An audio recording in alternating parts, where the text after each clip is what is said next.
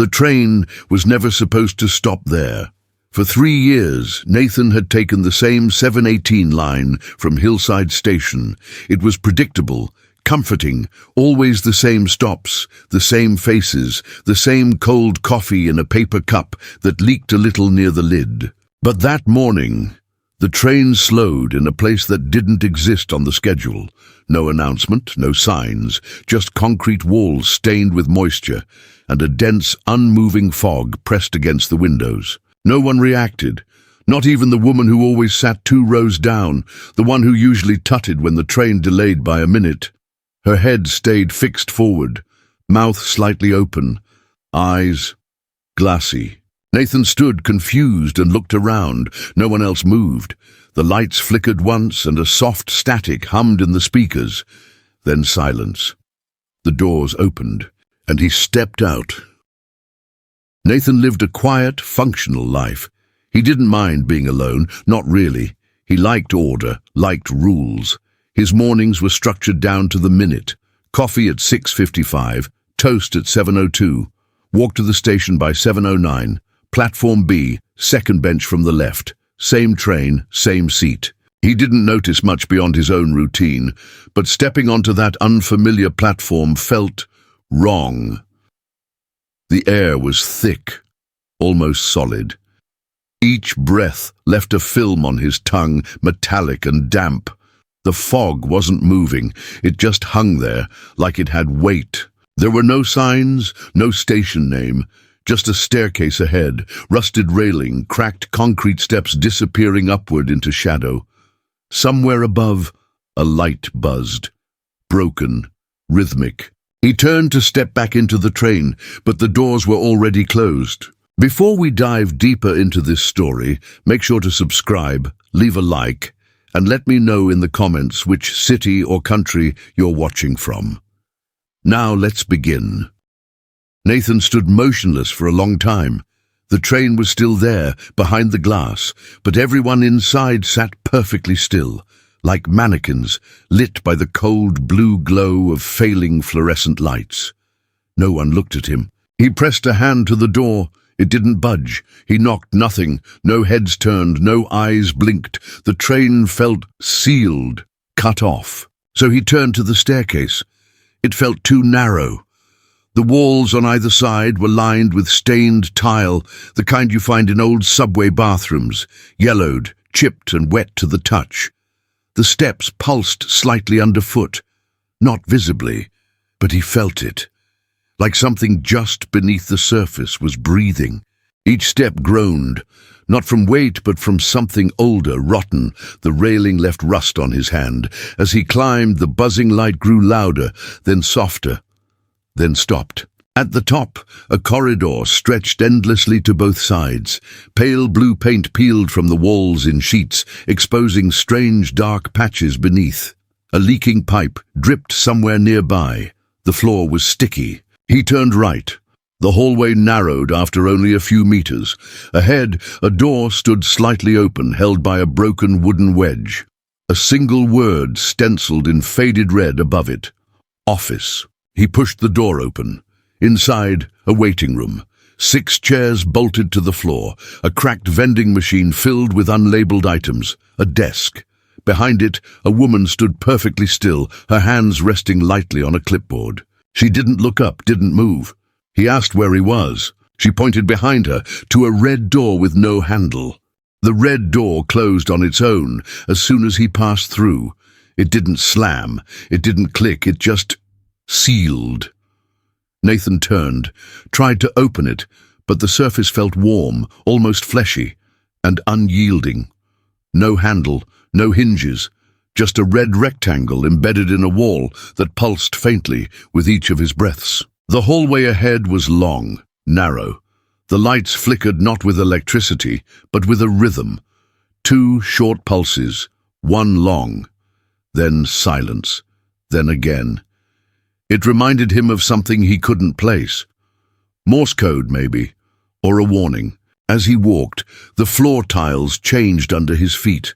Some were damp, others brittle. One shattered as he stepped, revealing a hollow beneath, where soft ticking echoed from nowhere.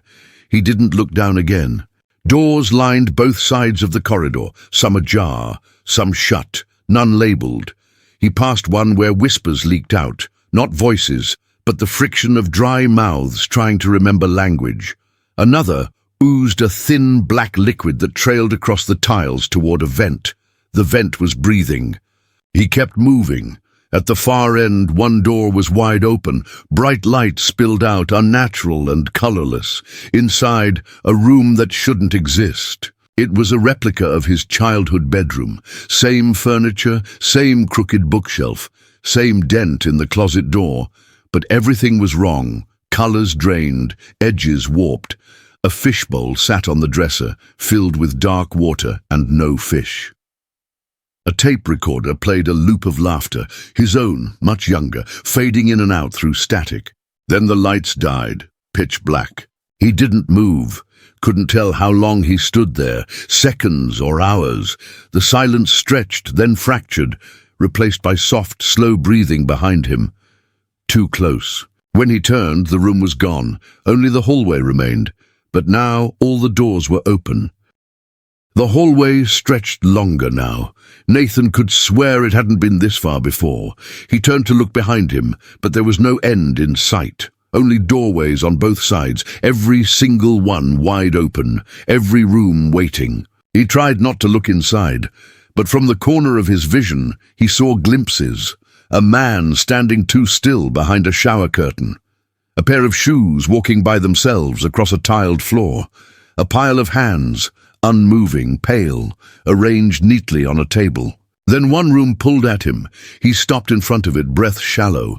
Inside, fluorescent light buzzed overhead. A row of sinks, cracked mirrors.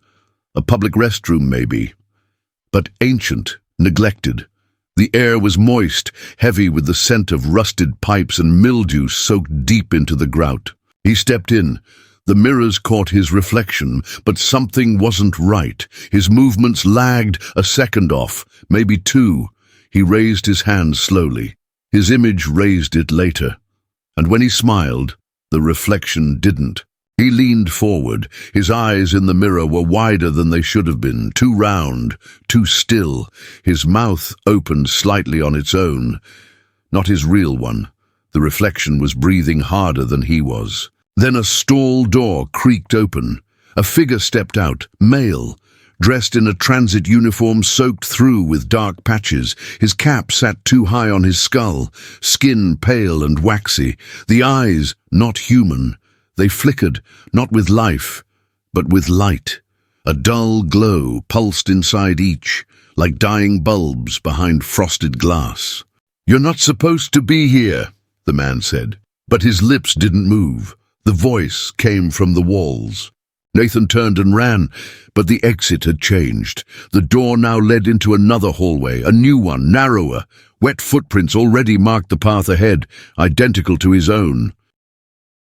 Nathan walked faster than he meant to. Every turn in the hallway brought more of the same. Doors that led to copies of places from his memory, warped and wrong. His grandmother's living room, but flooded. His high school cafeteria, with every chair turned to face the same wall. A bus interior, dark and swaying, but suspended in silence. He stopped opening doors. The path ahead led upward again. A staircase, this one unfamiliar, with jagged metal steps and no railing.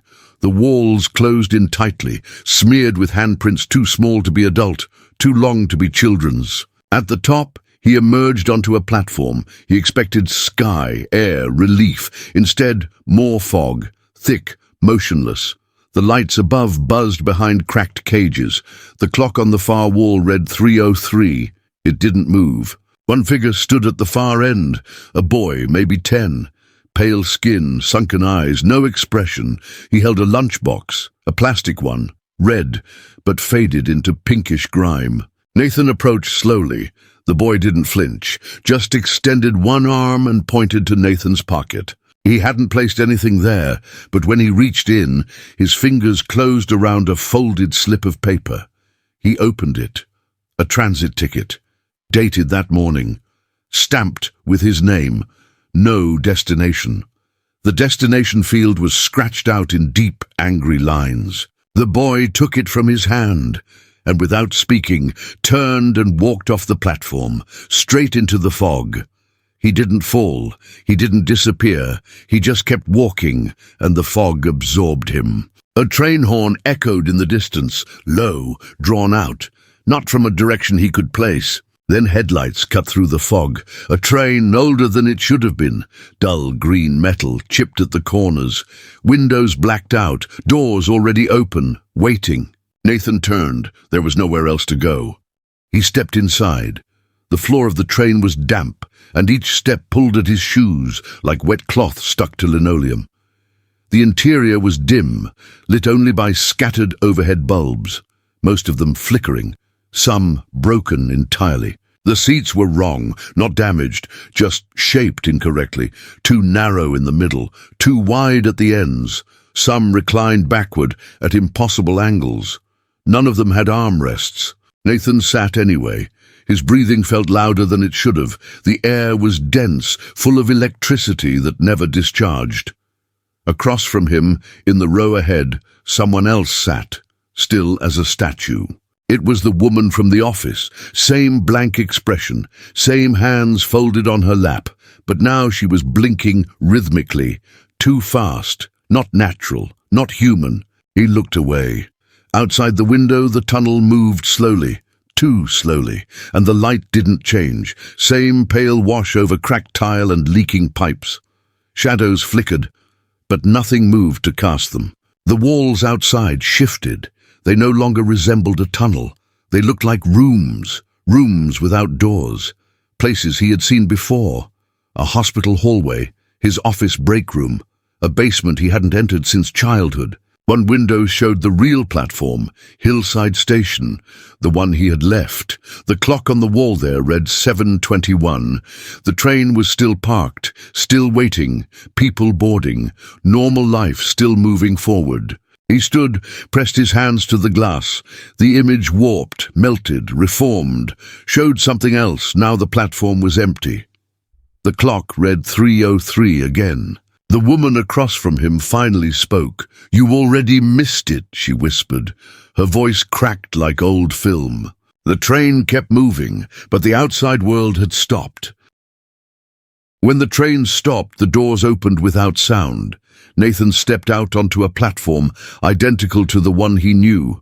Same concrete, same faded benches, same vending machine in the corner, humming softly behind scratched glass. But the people weren't right. They stood in groups, spaced evenly, still, quiet.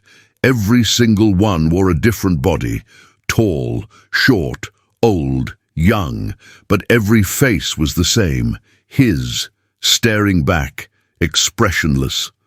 They didn't blink. Somewhere far off, another train horn cried, but here, everything stayed still.